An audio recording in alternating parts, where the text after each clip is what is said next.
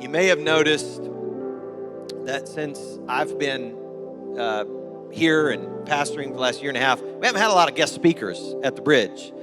And sometimes people say, well, why is that? And one simple reason is because I'm pretty picky.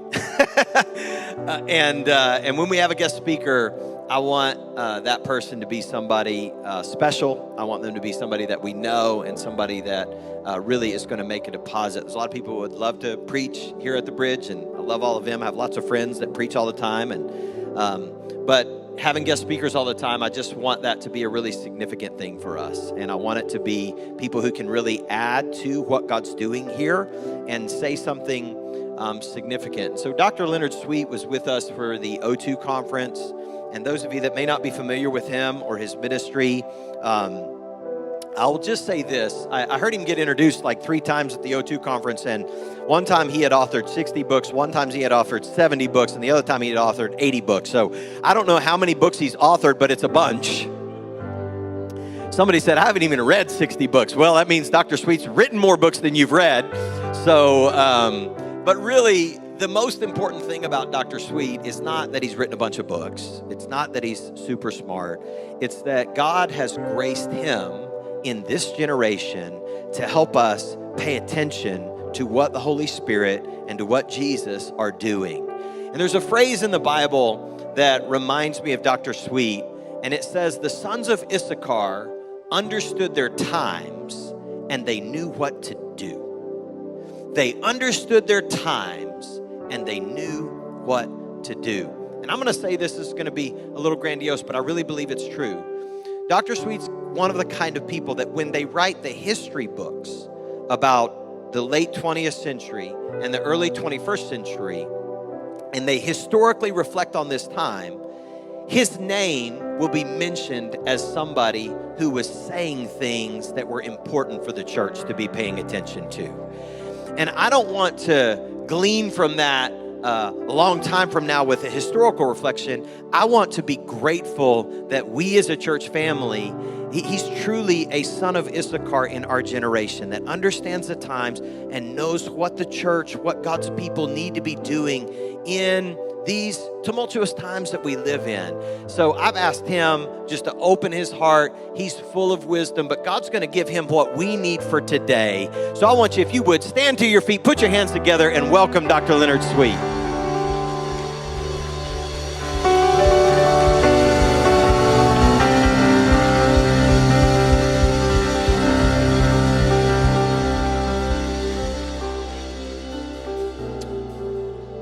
Grace to you and peace. This is the brothers of the one who is, the one who was, and the one who what? Is to come. Now, you at the conference, you remember we can say all of that in one word. It's the last word of the Bible, and the word is Maranatha. Yeah. Did you know that Christians were the first ones to bring to the world hospitals? You have no hospitals in the history of civilization until Christianity. And the word hospital is based on the key word that caused Christians to bring to the world hospitals, and the word is hospitality. And I'll tell you, I've been here this week and experienced incredible hospitality. I know so many of you. I mean, this morning I walked in, there was Leonard to greet me and take care of me, and Karen she made me my best cup of coffee all week, and I've been at Starbucks 3 times. I'll tell you. I saved half of it to take with me because it is so good. The hospitality here, Jay, has been incredible. I mean, it was raining, and I was in my car, and somebody came out. I didn't even ask for it. I didn't know it was there, and walked me in with an umbrella. I mean, the hospitality has been, you can say nothing better and more complimentary than this is a church of tremendous, what's the word? Hospitality. And so thank you for being so hospitable to me. And isn't it great we serve a risen, rising, reigning, and returning Lord? Did y'all hear what I just said? I grew up in West Virginia. We learned the 3 R's, but there were 4 R's in West Virginia. Reading, writing, arithmetic, and the road to Roanoke. Okay. In church, you learn the 4 R's. Jesus is risen, rising, reigning, and returning. And the one that we forget about is the second one. He's risen from the dead, but he continually is. And did you feel him rise this morning? In our praise and worship. What an incredible time of feeling the risen Christ in our midst. God's doing some great things here. But let me say something. There's an old saying that Martin Luther loved to quote, where God builds the church, the devil builds the chapel. So when I say God's doing some great things here, the Spirit's really moving, I'm also saying, pray. Pray like never before. Okay, we're going to have some fun this morning. I was inspired to do this because I've been calling home a lot this week. I'd like to call home, but I've needed to call home this week. Because since November, the Sweet household has been without a furnace. Our furnace died. And if you noticed anything about the Pacific Northwest, we have record cold and record snow. So it's been an interesting couple of months. Every time you go out to go to the bathroom, it's like going out to the old outhouse in West Virginia. The hallway is that cold. But we got a furnace yesterday. So I'm returning home to. Of course, my wife is all really happy that I left, at the moment that they were putting all this in. But I also needed to call home yesterday because our youngest son, his name is Luke Jeremiah Sullivan Sweet. And he is an unusual, incredible kid with an incredible story, and that's a whole other story. But he's 8 years old, and yesterday discovered that he has a tooth coming in behind his tooth. And the tooth that's still there didn't want to move. And so many times I was calling and talking to Luke because he could not get over what's going to happen. Am I going to have to get braces because of this? Am I going to live my life with 2 teeth? I mean, he created scenarios I had not even thought possible for an 8-year-old about what happens when you have a tooth. He could not talk about anything or get beyond the fact that he had a tooth coming behind a tooth. And I just said, we'll start wiggling the top one. And at 1:30 this morning, he wiggled it out. So guess what I was talking? So I've been talking a lot. My poor wife has had to deal with. His problem is, we've been trying to teach him 3 things, 3 phrases. One is Bob Newhart, stop it. The other is Elvis Presley's, don't be cruel. And the third is transcend thyself.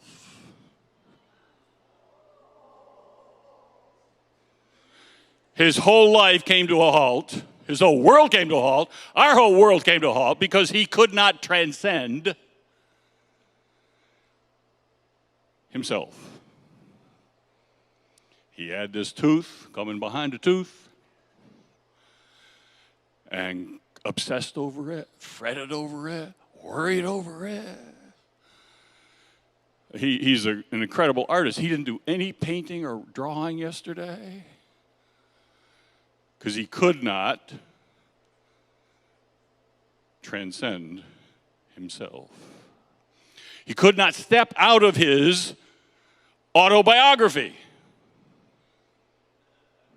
He could only live in his story. And his story was, I got a tooth. He couldn't live in any other story. Like a new furnace, enjoy a new furnace. You don't have to walk around the house in multiple bathrobes. And so I want us to look at this morning, little time we have left, at the first of the 6 post-resurrection appearances of Jesus. So we're going to put up here John 20. This is the story without which we are nothing. Okay? If this story didn't take place, we ought to leave and go someplace else. This is the story of all stories, the story of Jesus' resurrection. But the first person he appears to, do you remember? Anybody remember? Who's the first person he appears to? Does she recognize him? No. Every post-resurrection appearance of Jesus, scholars are debating whether 6, 7, or 8, okay? There's at least 6, so everybody agrees on there's at least 6. In every post-resurrection appearance of Jesus, the disciples had the same problem. They failed to recognize him. Jesus is appearing in his risen form to his disciples, his closest confidants and intimates, his team that's going to take on his ministry and continue it, and every time they failed to recognize him. Well, it's our problem today. We got the same problem. Jesus is appearing to us all the time. And we fail to recognize him. Why? Partly, stop it. Don't. And transcend thyself. The disciples could not transcend themselves, step out of their own autobiography, step out of their own story, and enter into his story. So we're going to look, here we go. John 20. Now, on the first day of the week, Mary Magdalene went to the tomb early while it was still dark. Now, let me stop right there. Remember, when you were reading the Bible, like I'm trying to teach you to read it, you got to slow down, read it slowly, listen to every word, and you got to make it a motion picture in your mind. If you can't see the story in your mind, it's got to become cinematic. Then you're going to be able to communicate to this culture. This culture doesn't think in words, it thinks in pictures, images. So you got to picture this. So every single little detail is what helps you build this story in your mind. That's why people are so addicted to The Chosen. I mean, they're actually seeing it for the first time. And it's okay, so the story takes place here early and dark. Let me just stop there. Early and dark. Over and over again, you have early and dark appearing in the Bible. The first time it appears is, when is God's favorite time to walk the Garden of Eden? Early and dark. At dawn and at dusk. All right? So special things happen early and dark, dawn and dusk. Anybody go on a safari? Okay, if you go to the zoo, you go to the zoo in the middle of the day, all the animals are asleep. I mean, it's stupid for us to do it because God, the middle of the day, God made it's siesta time. I'm sorry. God did not make your body after lunch to do anything but to sleep. It's a nap, exactly. And your biorhythm charts are at their lowest. It's called the pit and the PM. No, nature comes alive. Dawn and when is it? When's the best time to walk a garden? Yeah. So you want to see Jesus. You want to experience Jesus? Sometimes you got to transcend those mattresses, transcend those sheets, and get up a little. Early and dark, late and light, dawn and dusk. You got to transcend the calendar of the world and enter into another time zone, the time zone of the Spirit. Now, this is Mary Magdalene, and she saw that the stone had been taken away from the tomb. Can you imagine that? The unbelievable. What was in her mind when she saw the stone? Now, we talk about rolled away. These were, then you think of a wheel. No, these are big blocks of rock. So it's blown out. I mean, it's not rolled down the hill. It's not the block of rock that's been popped out. And then she ran. Okay, now this is a story. You gotta receive it as a story. So she's running. Immediately she runs. She runs and came to Simon Peter and to the other disciple whom Jesus loved. Now, by the way, you say, well, this is in John's gospel. John's being arrogant. You know, I'm the one Jesus loved. No, the best way of hearing this is John's very humble. I don't know if you ever heard, we grew up singing a song. I don't know, Jay, if you ever sang this. Or, Jesus loves even me. Anybody ever heard that song? Okay. This is John's way. And one that even Jesus loved, even me. It's not so, I'm the one Jesus loved. It's even me Jesus loved. All right? To the other disciple, who even Jesus loved, he's talking about himself here, and said to them, they've taken away the Lord out of the tomb, and we do not know where they have laid him. Peter therefore went out, and the other disciple, meaning who? John. And we're going to the tomb, but they both what? Okay, so we now got to see this picture in everybody's running. Mary's running. Peter and John are running. Okay, if you don't get this, you don't get the story. You hear what I'm saying? All these little details are huge when it's a story, not just points and propositions you're trying to mine out and take as little ore, little gemstones. No, they're running. And they're not only running, but there's a foot race. Okay? And the other disciple outran Peter and came to the tomb first. In other words, now this is John bragging a little bit here, you know. But then he comes humble again. He beats Peter, but he stops, stooping down and looking in, saw the linen cloth lying there, but he did not go in. Okay. So you got the picture? John was first there. But notice, to see what's there, you got to what? Stoop down. Okay. You want to experience the resurrection of Christ in your life? You want a risen and rising Christ in your life?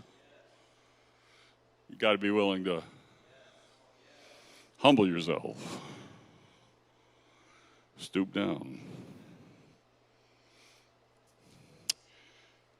Go back a little bit. And stooping down and looking in, saw the linen cloths lying there, yet he did not go in. Then Simon Peter came, following him, probably out of breath, bumbling Peter, and went into the tomb, and he saw the linen cloths lying there. So Peter, impetuous Peter, says, I'm not stopping here. I'm going all the way in. So Peter goes all the way in. John stoops down, sees what's there. Keep going. Then Simon Peter came, following him, and went to the tomb and saw the linen cloth lying there, and the handkerchief. Some of the translations are, and the linen that had been around his head, not lying with the linen cloths, but folded together in a place by itself. Now you say, okay, this is the greatest moment in the history of Jesus' life. And what are we talking about now? Linen. Now, you can either do one of two things. Well, this is kind of, ridiculous. I don't need to worry about this. This is why there's not really any significance here. Or you can realize this is the inspired, authoritative, infallible, and everything in it is huge. So if you're going to understand the story of the resurrection, you got to understand the story of why you spending 4 verses talking about linen. What are you doing talking about? Have you ever heard a resurrection sermon about linen? Dirty laundry? Notice, though, it's very specific. That's why you got to take care of it and attend to it, because you got some linen around his head, not at his feet where they're just tossed together, but the one at his head was what? Folded. Okay? Now let's just stop here. Okay? I hope you all have a little sense of humor. Jesus is getting off the slab. He's now in his resurrected body form. Shakes off all the cloths. The first thing he does is what? Fold his clothes. Has he learned from his mama? Mamas follow you all the way. But then, the one at the feet are just tossed around. So he gets off, folds it. Really? So he just tosses, leaves the other ones just tossed. Okay. But you're not going to understand this unless you got 2 stacks of linen cloths, one at the head, one at the feet. The one at the head is folded, the one at the feet is just stacked. All right. Then the other disciple who came into the tomb went in also and saw and believed. But he did not yet know the scripture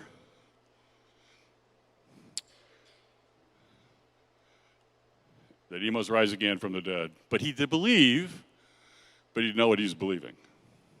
Now, many times we can believe, trust the story, trust God, but we still don't know what it means. You with me? The fact that you believe and trust doesn't mean you're going to have the whole revelation laid out for you at that moment. You got to keep in the story. You got to stay in the story. All right, keep going. The disciples went away again to their own homes. Now, some translations say, and they ran back to their homes. So you got running, they run to the tomb, stoop in, see these 2 stacks of dirty laundry, and then run back. Okay, keep going. Keep going. But Mary stood outside by the tomb weeping. And as she wept, she stooped down. Again, you got to what? You want to see Jesus? You want to have a risen encounter? He only exalts the humble. And as she wept, she stooped down and looked into the tomb. And she saw 2 angels in white sitting, one at the head and one at the feet, where the body of Jesus had lain. Wait a minute.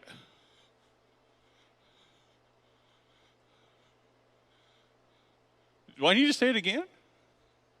Peter and John rush in, stoop down, see 2 stacks of dirty laundry, and rush back. Mary stoops down, leans in, and sees what?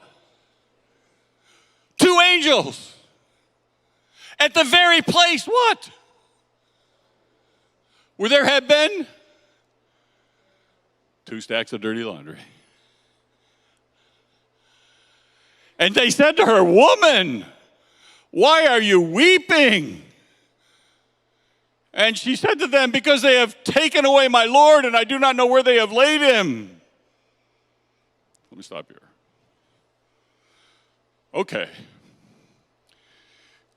Even the Roman Catholic Church has to admit that Mary Magdalene, they call her the apostle to the apostles.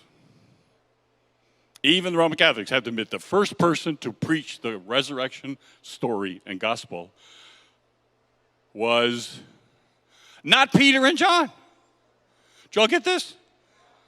Peter and John, they're two of his top, he has disciples, he has 3, Peter, James, and John, but Peter and John, his 2 top disciples, are not the ones that first understand and see and have an encounter with the angels and know what's going on. They believe, but they don't understand. Mary now understands. So, what did Mary do different than Peter and John did so that she could have an encounter with angels? In other words, let me put it in today's language. Peter and John ran in, looked, saw what they saw, 2 stacks of dirty laundry, and ran back. Mary stopped running.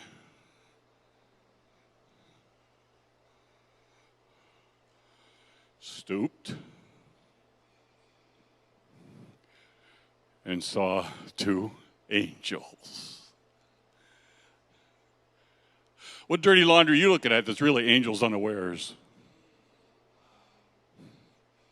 What's preventing you in your life from seeing, from having angelic visitations with news of anointings and appearances that you're missing? Because all you can see is dirty laundry. What opened up Mary's eyes to see what was really there, and what was really there? Now, let me picture this now. You got it? Jesus on a limestone slab. A limestone slab. About 5 feet long. Limestone because it decays the body. Because when the flesh goes, they put the bones in an ossuary. So they're trying to get to the bones so they can use the slab for somebody else. But you have a limestone slab, 5 feet, maybe 3 feet wide, and at either end of that limestone slab are 2 angels. If you're not thinking right now, this, right here, let's put it up, the image. Are you ready? What is the Ark of the Covenant at both ends of the Ark of the Covenant? 2 angels. If you're not seeing the 2 angels, if you're not seeing this is how the early church understood this, by the way. That Mary saw what was really there with the mercy seat empty. Because Jesus is now the ark himself.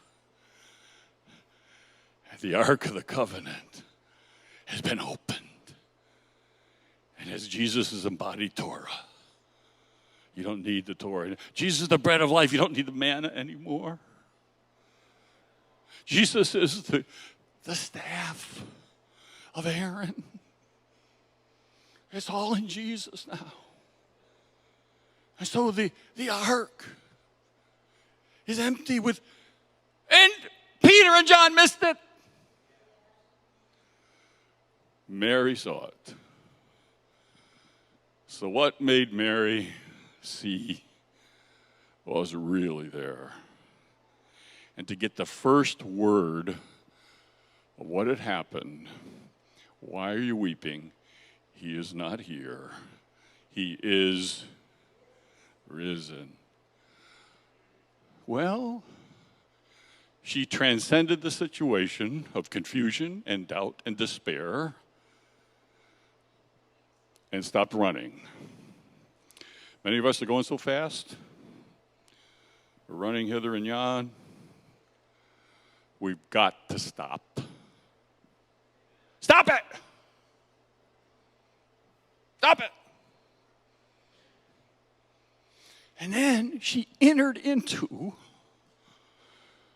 the moment with all of her being. She wept. Did you get this? She cried. Peter and John didn't cry. They were just talking to one another. No, she stopped. And she cried.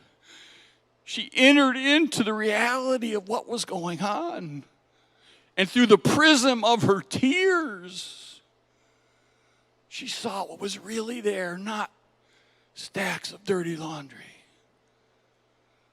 but two angels with the resurrection news. He's not here. He's not here. She didn't let her confusion confounded her. She transcended it and entered into a new openness to what God may be doing.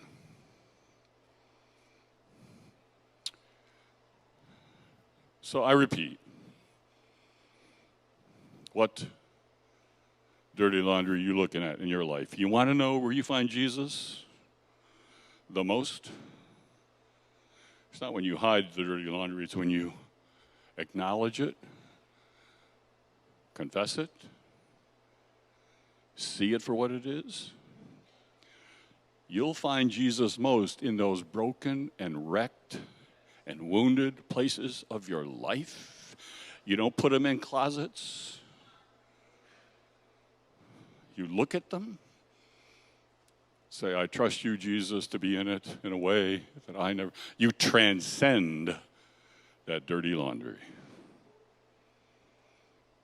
And you enter in to the presence of the risen, rising, reigning, returning Lord. The 4 R's that every church ought to be teaching every one of its members. The risen, what did I say? Rising, reigning, and returning Lord. The real 4 R's. Now, one more thing. We now know Magdalene, we call her Mary Magdalene, which you would think means that she comes from Magdala. Well, now they're realizing, no, that's not right. Magdalene in Aramaic, because Magdala is not a place where they've never been able to figure out how she could come from there to begin with. But Magdala, because we're realizing, Aramaic is spoken a lot, and Jesus spoke in Aramaic, and Jesus has a nickname for every one of his disciples. You ever notice that? Thomas Didymus, little me, my twin. You got sons of thunder, who are who? James and John, with their mother-in-law that was always hounding Jesus, or their, Peter had a nickname, which was the Rock. We now realize that Mary Magdalene, the apostle of the apostles, the first one to preach the resurrection message, that most likely, because Magdalene in Aramaic means, are you ready? Strong tower.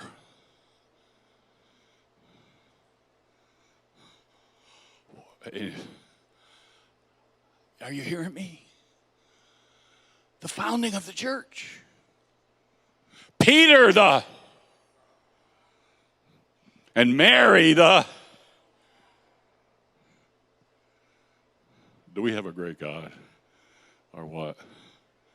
Will you please start reading the Bible in a different way than just chapter and verse and point and... No, receive it. This is the inspired, authoritative, infallible what? Story. This is your story. And I'll tell you, whoever you allow to author your story is your authority. Author and authority are the same words. So you guys say, I'm going to write my own story. Well, then you're your own authority for life. Well, I'll let Pink or Taylor Swift author my... Then that's the authority for your life. The only one that has the right to author your story is the author and finisher of your story. Jesus, the authority. And the author of all of our stories. Let him author your story. Transcend your self-authorship, your own autobiography, and enter his biography. And you will live a 4-hour life. The risen, rising, reigning, and returning Lord.